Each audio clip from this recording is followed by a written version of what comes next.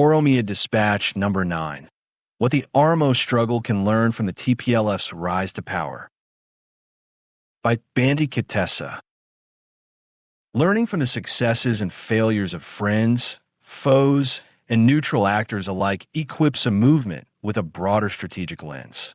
It helps avoid costly missteps, replicate effective tactics, and adapt to shifting contexts.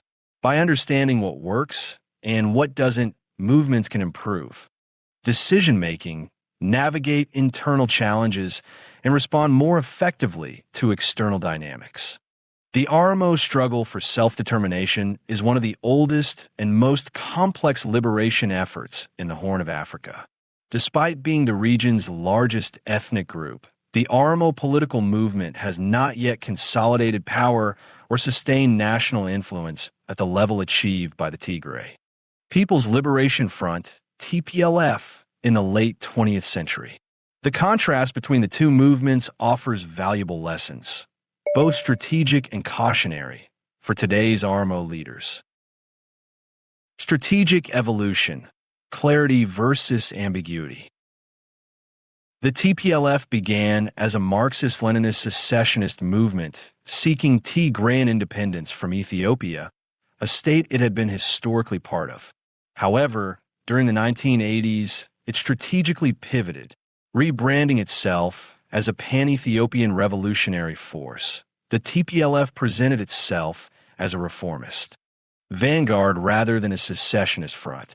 This led to the formation of the Ethiopian People's Revolutionary Democratic Front, EPRDF, a coalition of ethnic-based parties under TPLF dominance.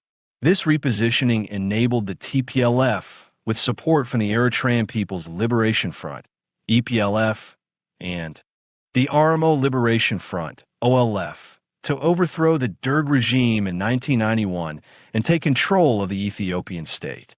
In contrast, the Oromo people, colonized by the Abyssinian Empire during Menelik II's expansion, assert a legal and moral right to decolonization. Within that framework, independence is a right, not a privilege to be negotiated, nor simply a form of secession. The question is not whether Oromia should separate, but whether Ethiopia can justify continued control over a nation annexed by force. The OLF has remained committed to Oromo self-determination, especially in Oromo-facing communications, but has failed to clearly and consistently articulate whether it seeks full independence or a reformed federal Ethiopia. This ambiguity has weakened its domestic mobilization and international diplomacy. Meanwhile, internal fragmentation, unlike the TPLF's centralized and disciplined, if at times coercive leadership, has further undermined the OLF's effectiveness. Coalition building and political reach. The TPLF's success stemmed largely from its mastery of coalition politics. Through the EPRDF, it projected ethnic inclusivity while retaining real power. The OLF, by contrast, has remained largely Oromo-centric and has failed to forge enduring alliances with other marginalized groups such as the Sidama, Somali, or Afar. This isolation has stifled the political breadth of the Oromo struggle, even as popular support remains broad. Armed struggle and governance. The TPLF conducted a disciplined guerrilla campaign, gained and maintained territorial control in Tigray, and functioned effectively as a government in waiting. It governed liberated areas, which boosted its domestic legitimacy and earned international recognition. The OLF's track record has been more inconsistent. It has alternated between armed and peaceful resistance without establishing durable territorial control or credible governance capacity. Its armed wing, the OLA, has shown growing potential and recently forced the Abiy regime into negotiations. Still, it struggles with strategic coherence and operational coordination. Unlike the TPLF in the 1980s, the OLF-OLA alliance has yet to present itself as a tactically effective or governance-ready force. Regional relations and multinational alliances. The TPLF, once in power, managed neighboring regions like Amhara and Afar through a mix of coercion, co-optation, and federal restructuring. Though these tactics bred long-term resentment, they also allowed the TPLF to maintain control. By contrast, the OLF's engagement with neighboring oppressed groups has been inconsistent, often reactive, marred by mistrust, rivalry, or even open conflict. As a result, the Oromo movement has failed to transform into a broader multinational coalition, limiting its influence and leverage. International diplomacy and geopolitical context. The TPLF's diplomatic strategy was arguably its greatest strength. Navigating the post-Cold War unipolar order, it portrayed itself as a modernizing and stabilizing force. Western powers, especially the United States, embraced the TPLF as a reliable partner in regional security and counterterrorism.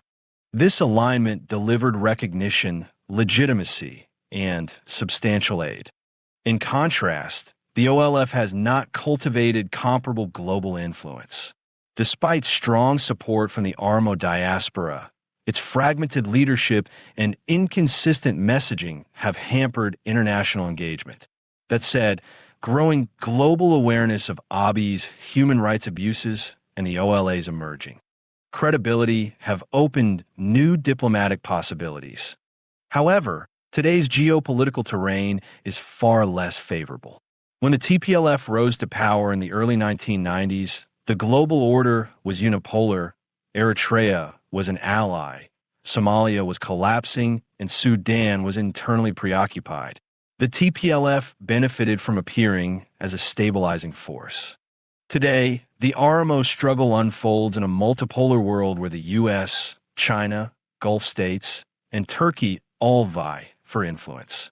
The African Union remains committed to territorial integrity, and Western powers prioritize regional stability over justice. Movements labeled as separatist face steep diplomatic challenges, especially in the post-9/11 security era. The road ahead: clarity, unity, and credibility. So, what should the Oromo struggle do now, whether the ultimate goal is independence or the reform of the Ethiopian state? Number 1. Unify the movement. Fragmentation is a critical weakness. Popular support cannot substitute for disciplined, coherent leadership. Number 2. Clarify the goal. The movement must clearly state whether it seeks full independence or structural reform within Ethiopia. The decolonization paradigm provides a powerful legal and moral foundation, but only if the message is consistently and effectively delivered, both domestically and internationally. Number 3. Reframe the narrative. While holding firm to its principles, the movement should communicate a global-facing message centered on democracy, human rights, and inclusive governance, values that resonate beyond Oromia. Number 4. Build multinational coalitions. Strategic partnerships with other marginalized groups in Ethiopia are vital for legitimacy and broader political reach. Number 5. Demonstrate governance capacity. Where influence exists, the movement must model justice, transparency, and effective service delivery to gain local and international trust. Number 6. Avoid authoritarian pitfalls. The TPLF's eventual downfall stemmed not from military weakness, but from its authoritarian governance. The Oromo movement must learn from that and remain committed to the democratic values it espouses. Conclusion.